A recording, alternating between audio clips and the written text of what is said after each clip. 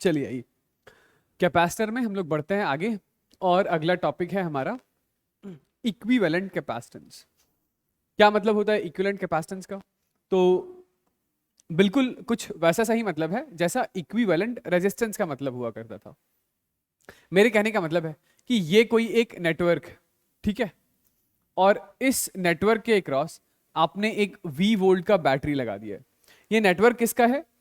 Capacitors का। मतलब इसके अंदर ढेर सारे कैपेसिटर लगे हुए हैं, ठीक है। तो हमें क्या करना है, इस पूरे नेटवर्क को हटाकर एक इकलौता सिंगल कैपेसिटर लेकर आना है, और उस एक इकलौते सिंगल कैपेसिटर का जो कैपेसिटेंस है उसी का नाम है इक्विवेलेंट कैपेसिटेंस, ठीक है। तो ये इक्विवेलेंट कैपेसिटेंस क्या कर सकता है? ये अकेले वो सारे काम कर सकता है जो ये पूरा नेटवर्क कर रहा था। मेरे कहने का मतलब है इस पूरे नेटवर्क ने मिलाकर बैटरी से कुछ चार्ज खींचा था Q, तो ये इक्विवेलेंट कैपेसिटर वो चार्ज अकेले खींच लेगा Q। इस पूरे नेटवर्क ने जितनी एनर्जी स्टोर करी थी वो ये अकेले कर सकता है, इसीलिए इसका क्या नाम है? इक्विवेलेंट कैपेसिटेंस, ठीक है। सी इक्विवेलेंट का फॉर्मूला क्या होगा?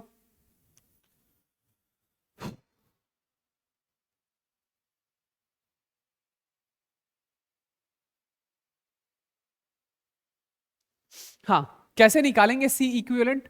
तो आपको बस इतना याद रखना है कि सी इक्विवेलेंट, चूंकि Q is equal to C into V हो रहा है, तो C equivalent is equal to Q divided by V लिख दीजिएगा। ये Q कौन सा चार्ज है? तो ये Q वो चार्ज है जो इस इक्विवेलेंट में एंटर कर रहा है, ठीक है। मतलब जिन दो पॉइंट के अक्रॉस का इक्विवेलेंट निकालना होगा तो उन दो पॉइंट से होकर ट्रैवल करने वाला चार्ज। और V क्या है? तो V उस दो टर्मिनल के अक्रॉस का पोटेंशियल डिफरेंस। समझ गए? ठीक है, चलिए तो हम लोग स्टार्ट करते हैं कॉम्बिनेशन ऑफ कैपेसिटर में। सबसे पहले सीरीज कॉम्बिनेशन। तो सीरीज कॉम्बिनेशन से मेरे कहने का मतलब है कि ये है हमारे पास एक कैपेसिटर जिसका कैपेसिटेंस है C1, ये इसके आगे एक दूसरा कैपेसिटर, दूसरे कैपेसिटर का कैपेसिटेंस C2, और ये इसके आगे एक तीसरा कैपेसिटर, तीसरे कैपेसिटर का कैपेसिटेंस है C3।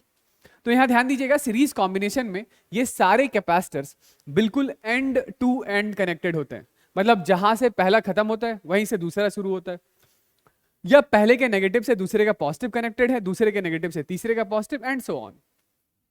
तो यदि आप इस पूरे नेटवर्क को किसी एक V वोल्ट की बैटरी से कनेक्ट कर दें, ठीक है, तो इन तीनों ने मिलाकर लेट से बैटरी से चार्ज खींचा है Q, तो वही चार्ज जैसे यहां पर प्लस Q, यहां पर माइनस Q, यहां पर फिर से प्लस Q, यहां पर माइनस Q, यहां पर प्लस Q, और यहां पर माइनस Q, ठीक है। तो हमें क्या करना है? हमें तो इन तीनों कैपेसिटर्स को हटा देना है, भूल जाना है, और इन तीनों कैपेसिटर को हटाकर एक इकलौता सिंगल कैपेसिटर लेकर आना है जिसका कैपेसिटेंस कितना है? C इक्विवेलेंट के बराबर, ठीक है। तो सबसे पहली बात कि ये जो पहला कैपेसिटर था, ये इस कैपेसिटर का, ये इसकी हायर साइड है, ये लोअर साइड है, इसकी ये हायर साइड है, ये लोअर साइड है, ये हायर साइड है, ये लोअर साइड है। तो पहले कैपेसिटर के अक्रॉस लेट से पोटेंशियल ड्रॉप है V1 वोल्ट का, दूसरे कैपेसिटर के अक्रॉस पोटेंशियल ड्रॉप है V2 वोल्ट का, और तीसरे कैपेसिटर के अक्रॉस पोटेंशियल ड्रॉप है V3 वोल्ट का, ठीक है।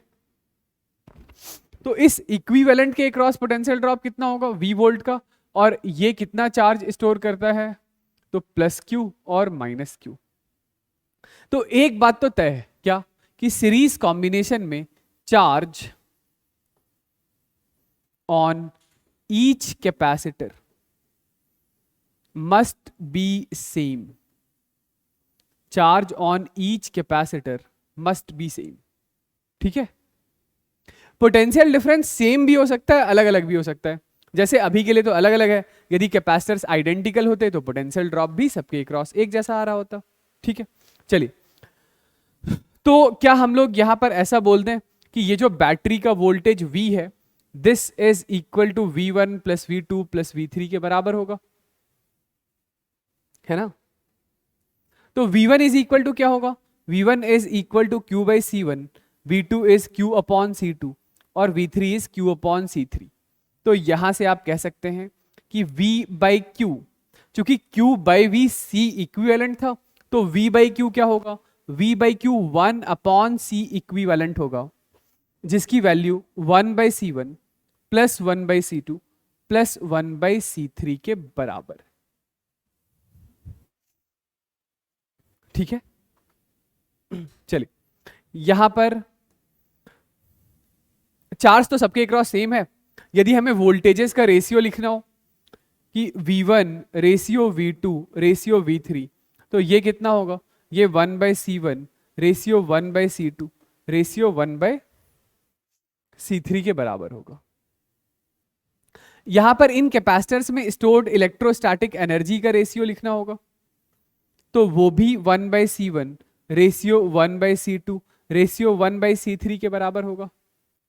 ठीक है, पूरे नेटवर्क में जो स्टोर्ड टोटल एनर्जी है वो कितना है, तो वो 1 by 2 C equivalent into V square के बराबर है, पूरे नेटवर्क में स्टोर्ड एनर्जी।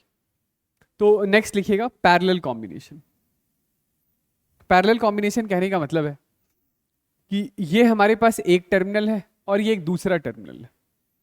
ये यहां पर एक कैपेसिटर है जिसका कैपेसिटेंस है C1, ये एक दूसरा कैपेसिटर, इसका कैपेसिटेंस है C2, और ये एक तीसरा कैपेसिटर है, इसका कैपेसिटेंस है C3। ये तीनों कैपेसिटर्स बिल्कुल एक दूसरे से ऐसे एंड टू एंड कनेक्टेड ना हो करके, ये तीनों कैपेसिटर एक दूसरे के साथ सेम टर्मिनल के अक्रॉस कनेक्टेड है। लेट्स से ये टर्मिनल है A और B। इस नेटवर्क को हम लोगों ने किसी V वोल्ट की बैटरी के अक्रॉस कनेक्ट किया है। ठीक है, तो क्या होगा कि जैसे बैटरी की ये वाली साइड लोअर साइड, तो इस साइड का पोटेंशियल यदि आप 0 मान लें, तो ये बैटरी की हायर साइड, इस साइड का पोटेंशियल आप V मान सकते हैं। तो इस पूरे AB के अक्रॉस जो पोटेंशियल का ड्रॉप है वो कितना है, V वोल्ट का है। यानी कि एक बात तो क्रिस्टल क्लियर है कि तीनों कैपेसिटर के अक्रॉस होने वाला जो पोटेंशियल ड्रॉप है पैरेलल कॉम्बिनेशन में सेम रहने वाला है। तो पैरेलल कॉम्बिनेशन कहने का मतलब ही यही होता है कि potential difference across each capacitor must be same. Potential drop across each capacitor must be same. चलिए, तो यदि इन तीनों ने मिलाकर बैटरी से कुछ चार्ज खींचा है Q, तो ये चार्ज जैसे ही जंक्शन पर आया तो इस रास्ते फ्लो होने वाला चार्ज लेट से Q1 है, इस रास्ते फ्लो होने वाला चार्ज Q2 है, और इस रास्ते फ्लो होने वाला चार्ज Q3 है। तो चार्ज कंजर्वेशन लगाकर क्या हम लोग ऐसा बोल सकते हैं कि Q is equal to Q1 plus Q2 plus Q3। ठीक है, Q1 किसके बराबर है, Q1 है C1 इंटू वी के बराबर, Q2 C2 इंटू वी, और ये C3 इंटू वी के बराबर। तो ये Q डिवाइडेड बाई V, यही तो हमारा C इक्विवेलेंट था, which is C1 plus C2 plus C3। ठीक है, तो यहां पर यदि आपको ये चार्ज का रेशियो लिखना पड़ जाए कभी, तो ये चार्जेस का ratio will be same as capacitance का रेशियो। ठीक है, और यदि यहां पर आपको एनर्जी का रेशियो लिखना पड़ जाए तो ये भी कैपेसिटेंस के ही रेशियो के बराबर होगा, क्योंकि एनर्जी हाफ CV² लिख दीजिए। अभी वोल्टेज सबके क्रॉस कैसा है, सेम। तो ये नेटवर्क में स्टोर्ड एनर्जी यानी टोटल एनर्जी स्टोर्ड वो कितना होगा, वो होगा 1 by 2 C equivalent into V² के बराबर। ठीक है, चलिए आइए देखते हैं। हाँ, तो सीरीज पैरेलल कॉम्बिनेशन पढ़ने के बाद ये कुछ छोटे बड़े सवाल निपटाते हैं। ठीक है, पहला क्या है, हमें इक्विवेलेंट कैपेसिटेंस ढूंढना है।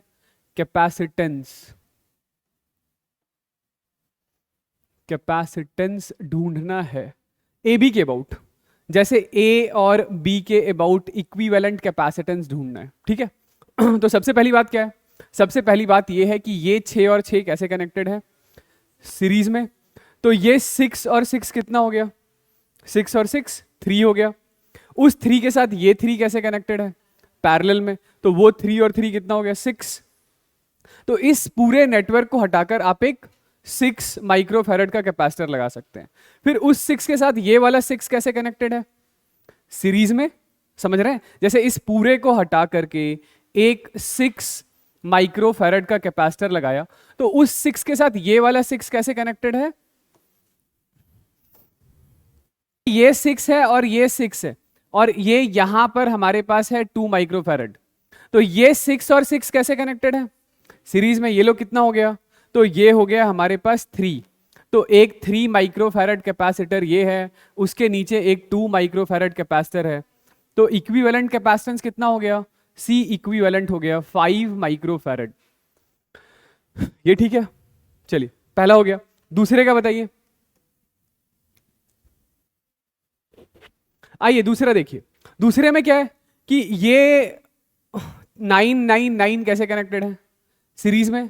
क्यों यहीं से क्यों स्टार्ट किया, इधर से क्यों नहीं स्टार्ट कर रहे हैं? भाई इधर का नहीं पता ये सीरीज में या पैरेलल में। ये ना तो सीरीज में है ना ही पैरेलल में। ठीक है? क्योंकि सीरीज या पैरेलल के लिए कंडीशन क्या है? सीरीज में चार्ज सेम होता है, पैरेलल में वोल्टेज सेम होता है। तो अब ये जो चार्ज यहां से फ्लो होगा वही चार्ज यहां से फ्लो होगा, वही चार्ज यहां से फ्लो होगा। तो ये आखिरी के 999 कैसे कनेक्टेड है? सीरीज में।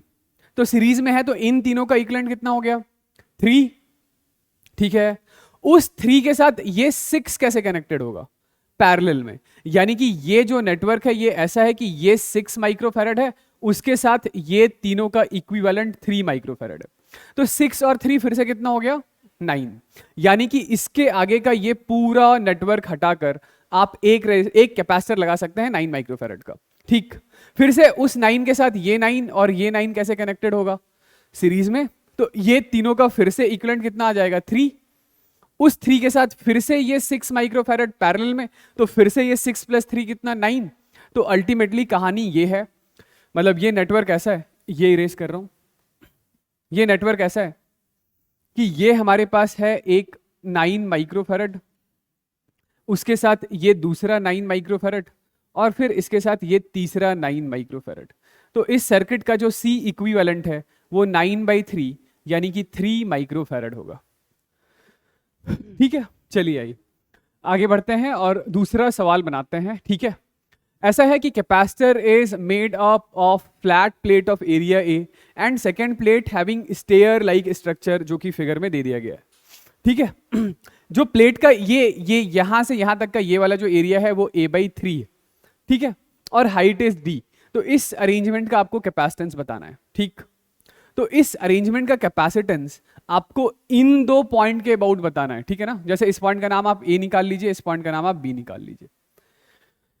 इन दो पॉइंट के अबाउट, जैसे यदि कोई एक बैटरी कनेक्ट करनी है तो वो इन दो पॉइंट के अबाउट ऐसा कनेक्ट करेंगे। ठीक है? तो इस सेगमेंट का कैपेसिटेंस हम लोग मान लेते हैं एक बार के लिए कि C1 है। तो ये C1 कितना लिखेंगे? C1 is equal to plate area A/3 epsilon naught by D लिखेंगे। ठीक है?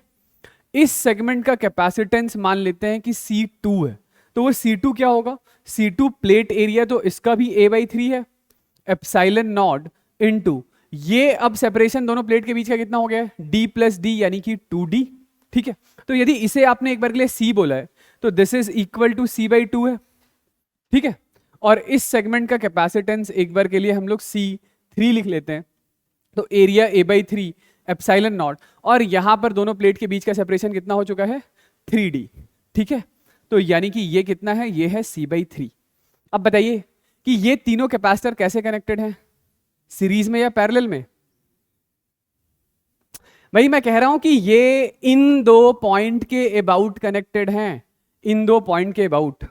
जैसे इसको हटाकर आपने एक कैपेसिटर लगाया ऐसा, ये ऐसा एक कैपेसिटर है, सॉरी ये ऐसा एक कैपेसिटर है, फिर ये दूसरा कैपेसिटर ऐसा है, और फिर आगे ये तीसरा कैपेसिटर ऐसा है। ये इन दो पॉइंट के अबाउट कनेक्टेड है।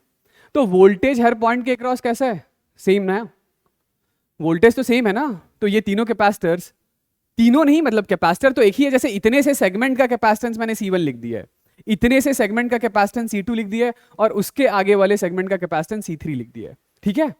तो ये तीनों ये एक तो नीचे वाला प्लेट, जैसे आप ऐसा समझ लीजिए कि ये नीचे वाले कंडक्टर वाले प्लेट को आप बैटरी की लोअर साइड से कनेक्ट करेंगे तो उस प्लेट का पोटेंशियल 0 है, और ऊपर वाले प्लेट को आप बैटरी की हायर साइड से कनेक्ट करेंगे तो उस प्लेट का पोटेंशियल कितना है, V है।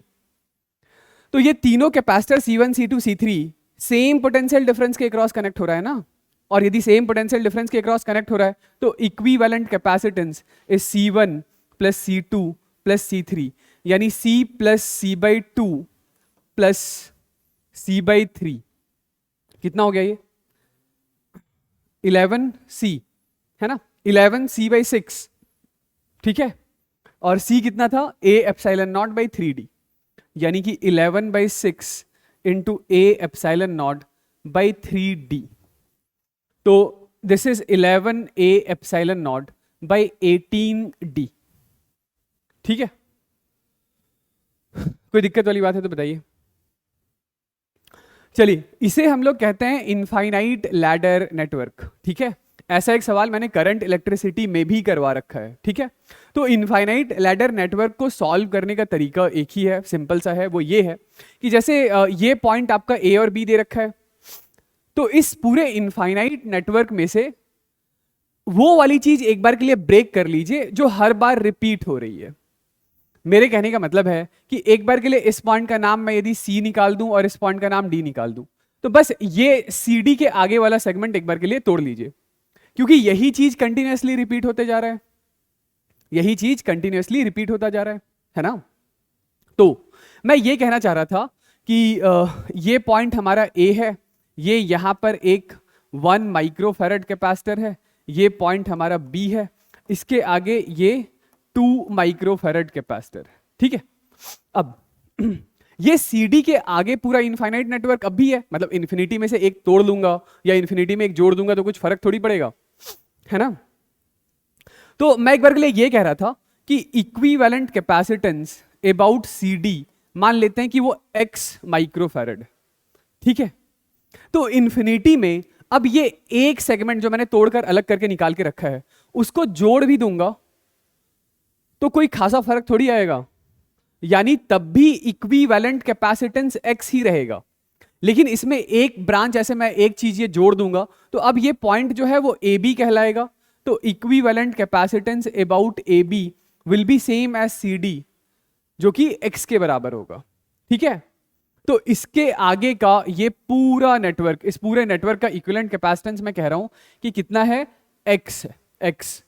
और ये AB के अबाउट भी इक्विवेलेंट कैपेसिटेंस X है, समझ रहे हैं। तो अब बताइए ये 2 और X कैसे कनेक्टेड है सीरीज में, तो इन दोनों का इक्विवेलेंट कैपेसिटेंस कितना हो गया, 2X बाई 2 प्लस X, ठीक है। उसके साथ ये 1 कैसे कनेक्टेड है, पैरेलल में कनेक्टेड है तो +1। ये किसके अबाउट आपने इक्विवेलेंट लिख दिया, ये तो AB के अबाउट लिख दिया, तो AB के अबाउट भी इक्विवेलेंट कितना है, X। आई बात समझ।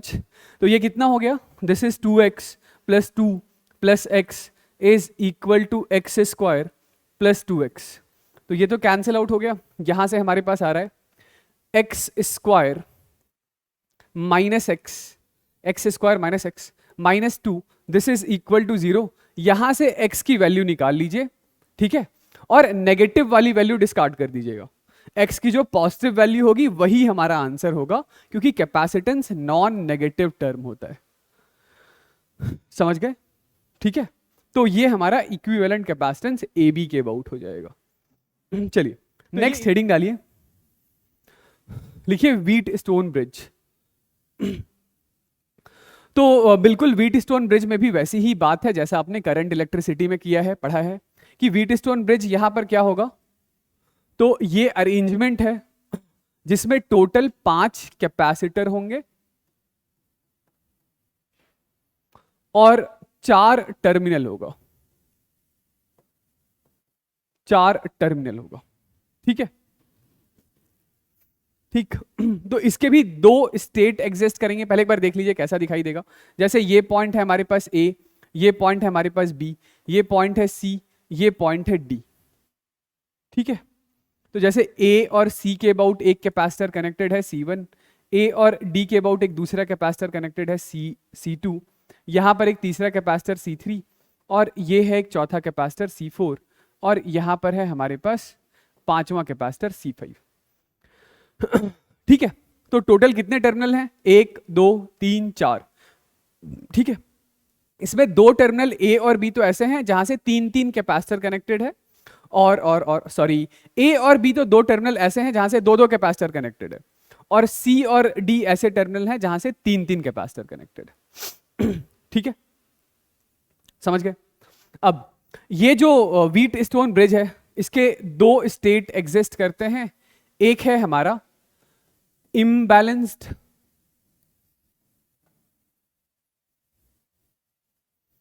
एक है हमारा इम्बैलेंस्ड व्हीट स्टोन ब्रिज। तो इसको हम लोग अभी थोड़ी देर में कर लेंगे, पहले इसके लिए केसीएल केवीएल लगाना आना चाहिए। ठीक है, और दूसरा जो हम लोग अभी करने जा रहे हैं ये है बैलेंस्ड व्हीट स्टोन ब्रिज। तो balanced wheat stone bridge simply कहने का मतलब क्या? तो बैलेंस्ड स्टेट कहने का मतलब है कि पॉइंट सी का वोल्टेज और पॉइंट डी का वोल्टेज सेम होगा। ये पॉइंट सी और डी का वोल्टेज सेम है। यदि सी और डी का वोल्टेज सेम है, इसका मतलब क्या है? इसका मतलब है कि रिमूव C5। C5 हटा दीजिए, C5 के ऊपर कोई भी चार्ज वार्ज नहीं होगा। ठीक है, तो कैसे पता चलेगा कि ये बैलेंस्ड है या अनबैलेंस्ड है? तो उसके लिए कंडीशन के बारे में बात कर लेते हैं। तो कंडीशन ये रहेगा हमारा कि ये C1/C2 बराबर होना चाहिए C3/C4 के। यदि ऐसा आपको दिखाई दे रहा है तो इसका मतलब क्या है? बैलेंस्ड स्टेट दे रखा है। ठीक है, 99.99% प्रॉब्लम बैलेंस्ड स्टेट पर ही पूछे जाते हैं। ठीक है, इक्का दुक्का सवाल आपको इम्बैलेंस के ऊपर दिखाई देगा, वो भी हम लोग कर लेंगे, अभी कर लेंगे। ठीक है, तो इस सिचुएशन में अब आप करेंगे क्या? तो अब ये जो नेटवर्क है, ये नेटवर्क आपको कुछ ऐसा दिखाई देगा। ये C1 है, ये C3 है, ये C2 है, ये C4। इसके आगे का तो सॉल्व कर लेंगे ना। C1 C3 कैसे कनेक्टेड है? सीरीज में। C2 C4 कैसे कनेक्टेड है? सीरीज में। और ये लोग दोनों आपस में कैसे कनेक्टेड है? पैरेलल में। ठीक है, ठीक, चलिए ये जो कंडीशन है, इस कंडीशन का जो प्रूफ है, प्रूफ तो वो भी बेसिकली वही केवीएल हम लोग लगाना एक बार अभी आगे चल के देख लेते हैं केवीएल हम लोग कैसे अप्लाई करते हैं। तो इसमें एक बार के लिए केवीएल इस लूप में लगा देंगे, एक बार केवीएल इस लूप में लगा देंगे, एक V वोल्ट की बैटरी से जोड़कर। तो ये कंडीशन हमारे पास आ जाता है। क्योंकि अभी केवीएल मैंने इंट्रोड्यूस नहीं किया है, इसीलिए अभी बता रहा हूं, बाद में मैं ये करके दिखा भी दूंगा। ठीक है, चलिए, हाँ चलिए आइए देखिए, जैसे ये पॉइंट हमारे पास A है, ये पॉइंट B है। ठीक है, इस पॉइंट का कुछ नाम निकाल दें। जैसे लेट से इस पॉइंट का नाम निकाल देते हैं C, और इस पॉइंट का नाम निकाल देते हैं D। तो ये चार पॉइंट्स नजर आ रहे हैं, A, B, C और D। तो सबसे पहले है पॉइंट A और सबसे आखिरी में है पॉइंट B। ये बीच में हमारे पास दो पॉइंट और हैं, ये C है, ये D है। देखिएगा जरा इस कैपेसिटर को, ये किन दो पॉइंट के अबाउट कनेक्टेड है? A और D के अबाउट। तो ये लीजिए, A और D के अबाउट मैंने एक कैपेसिटर लगा दिया जिसका नाम है C। ये कैपेसिटर किसके अबाउट कनेक्टेड है? तो आप बोलेंगे ये A और C के अबाउट कनेक्टेड है। तो A और C के अबाउट एक कैपेसिटेंस लगा देते हैं C। ये √2C किन दो पॉइंट के अबाउट कनेक्टेड है? तो ये तो D और C के अबाउट कनेक्टेड है √2C। ठीक है, ये वाला C कैपेसिटेंस ये C और B के अबाउट कनेक्टेड है। ठीक है, और ये वाला कैपेसिटेंस ये D और B के अबाउट कनेक्टेड है। ठीक है, ये ऐसा सा नेटवर्क है। ठीक, तो मैंने इसका नाम C1 रखा था, इसका नाम C3 रखा था या C2 रखा था, जो भी था। ये देख लीजिए, ratio of this divided by this is same as this by this, C/C1 C/C1। यानी कि ये क्या है? बैलेंस्ड स्टेट है, बैलेंस्ड स्टेट नेटवर्क है। तो हम लोग किसको हटा देते हैं? ये बीच वाले कैपेसिटर को हटा देते हैं, क्योंकि पॉइंट C और D का वोल्टेज सेम होने की वजह से इस पर कोई चार्ज नहीं आता है। तो ये नेटवर्क आपको अब कुछ ऐसा दिखाई देगा। ये लीजिए, ये भी है C C C और C। तो ये नेटवर्क अब आपको कुछ ऐसा दिखाई देगा, जिसमें ये C/2 है और ये भी C/2 है। ये दोनों C और C कितना हो गया? C/2। ये भी कितना हो गया? C/2। तो पूरे नेटवर्क का C इक्विवेलेंट कितना आ गया?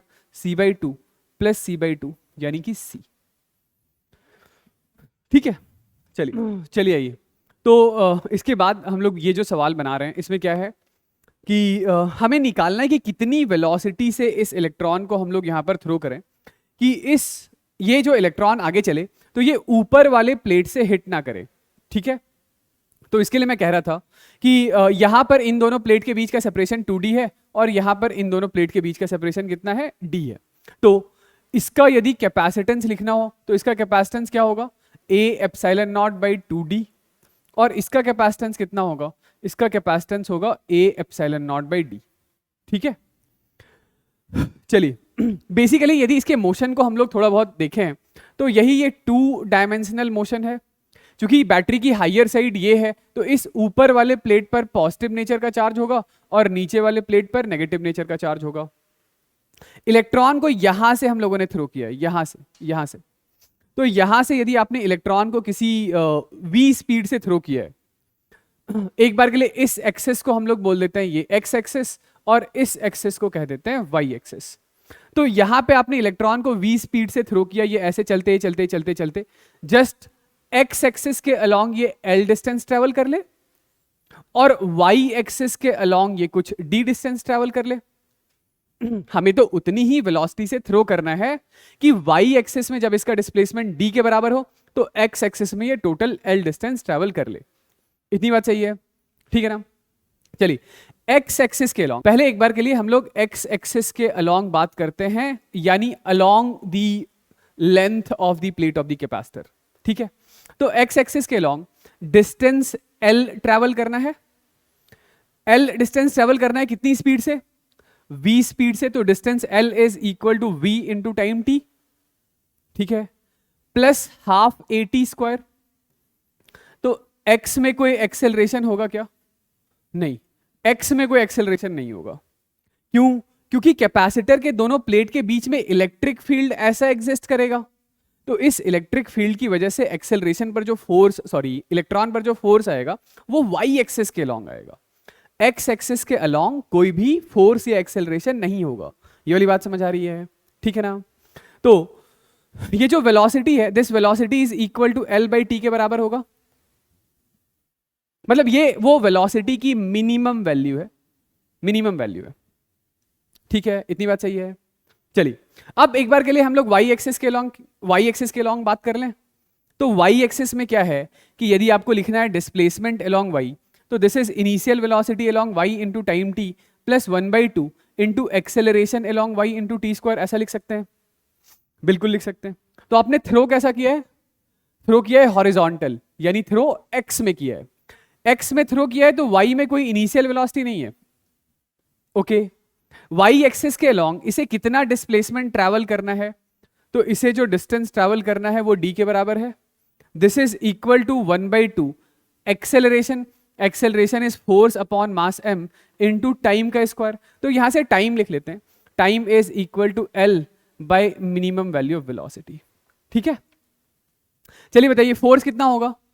तो इस पर जो फोर्स होगा, फोर्स इज इलेक्ट्रॉन का charge into electric field intensity. Electric field intensity कैसे लिखेंगे तो इलेक्ट्रिक फील्ड इंटेंसिटी ऐसे लिख लेते हैं, देखिए बैटरी का ईएमएफ कितना है E, लेट से इस प्लेट के अक्रॉस होने वाला पोटेंशियल ड्रॉप V1 है और इस प्लेट के अक्रॉस होने वाला पोटेंशियल ड्रॉप V2 है। तो क्या मैं ऐसा लिख सकता हूं कि ये V1 प्लस V2 बैटरी के ईएमएफ E के बराबर होगा ना। V1 क्या होगा, तो V1 is E into 2D, potential difference is E dot D। इन दोनों प्लेट के बीच का सेपरेशन कितना है 2D, अंदर इलेक्ट्रिक फील्ड कितना ले रहे हैं E। यदि यहां इलेक्ट्रिक फील्ड E है तो यहां पर भी इलेक्ट्रिक फील्ड E ही होगा, क्योंकि कैपेसिटर के दोनों प्लेट पर चार्ज सेम होगा तो इलेक्ट्रिक फील्ड सेम होगा। तो इसे क्या लिख लेंगे, V2 को, V2 is equal to E into D, this is equal to epsilon, यानी कि E into 3D, this is battery का ईएमएफ एप्सिलॉन। तो ये जो इलेक्ट्रिक फील्ड है this is epsilon by 3D। तो इस इलेक्ट्रिक फील्ड को यहां से उठाते हैं, यहां डाल देते हैं। तो फोर्स कितना है, फोर्स है E into EMF divided by 3D। तो एक्सेलरेशन कितना होगा, E into EMF by 3D by mass m, ठीक है। ये एक्सेलरेशन की वैल्यू उठाइए और एक्सेलरेशन की वैल्यू उठाकर यहां डाल दीजिए, यानी फोर्स बाय मास m की जगह डाल दीजिए। इस फिगर को मैं थोड़ा सा इरेज कर देता हूं, ठीक है। तो ये लीजिए, क्या लिख लेंगे कि d is equal to 1/2 force by mass m यानी acceleration is e into epsilon divided by 3 into D into M into T का स्क्वायर, टी स्क्वायर यानी कि L square by V minimum का स्क्वायर। तो यहां से हमारे पास ये जो मिनिमम वैल्यू ऑफ वेलोसिटी है वो E M F L square by 6 मतलब 6 डी स्क्वायर एम, इस पूरे का अंडर रूट हो जाएगा। ये है मिनिमम वैल्यू ऑफ वेलोसिटी। तो मैं एक बार के लिए समराइज कर देता हूं यहां पर हम लोगों ने किया क्या है। ये बेसिकली एक 2 डायमेंशनल मोशन का सवाल है जहां पे इलेक्ट्रॉन एक्स एक्सिस के अलोंग भी भाग रहा है और वाई एक्सिस के अलोंग भी भाग रहा है। बस पूछा इतना सा गया था कि कितनी मिनिमम वैल्यू ऑफ वेलोसिटी दें कि वो एक्स एक्सिस के अलोंग एल डिस्टेंस ट्रैवल कर जाए। तो एक्स एक्सिस के along displacement L is equal to velocity into time, क्योंकि एक्स में कोई एक्सेलरेशन नहीं है। तो यहां से हम लोगों ने ये टाइम की वैल्यू निकाल ली, ठीक है। मतलब ये जो वेलोसिटी है, यदि वेलोसिटी इससे ज्यादा बड़ी देंगे तो डिस्टेंस एल से ज्यादा बड़ा होगा, वेलोसिटी इससे छोटा देंगे तो डिस्टेंस एल से छोटा होगा, क्योंकि distance is velocity into time के बराबर है। भाई जितनी हायर वेलोसिटी देंगे उतना ज्यादा बड़ा डिस्प्लेसमेंट होगा, ये ठीक है। इसके बाद ये वाई एक्सिस के अलोंग जो डिस्प्लेसमेंट है वो डी के बराबर है। तो वाई एक्सिस के along displacement is UT plus half eighty square. ये इक्वेशन ऑफ मोशन हम लोग इसलिए लगा रहे हैं क्योंकि प्लेट के अंदर इलेक्ट्रिक फील्ड कांस्टेंट होता है, इलेक्ट्रिक फील्ड कांस्टेंट तो एक्सेलरेशन कांस्टेंट, एक्सेलरेशन कांस्टेंट तो इक्वेशन ऑफ मोशन हमारा चल जाएगा, ठीक है। एक्सेलरेशन कैसे निकाला, तो acceleration is force by mass m, force is equal to electron का charge into electric field divided by mass m, ये एक्सेलरेशन आ जाएगा। तो इलेक्ट्रिक फील्ड निकालने के लिए ये जो बैटरी का ईएमएफ दे रखा था, तो वहां से हम लोगों ने दोनों प्लेट के क्रॉस का जो पोटेंशियल ड्रॉप का समेशन होगा वो बैटरी के ईएमएफ के बराबर होगा, ठीक है। तो यहां से हम लोगों ने ये पोटेंशियल ड्रॉप को E इंटू डी के बराबर लिख दिया है, और यहां से इलेक्ट्रिक फील्ड की वैल्यू आ गई। इलेक्ट्रिक फील्ड की वैल्यू आ गई तो फोर्स की वैल्यू आ गई, फोर्स की वैल्यू आ गई तो एक्सेलरेशन की वैल्यू आ गई, और उस एक्सेलरेशन वाली वैल्यू को हम लोगों ने यहां पुट कर दिया। बताइए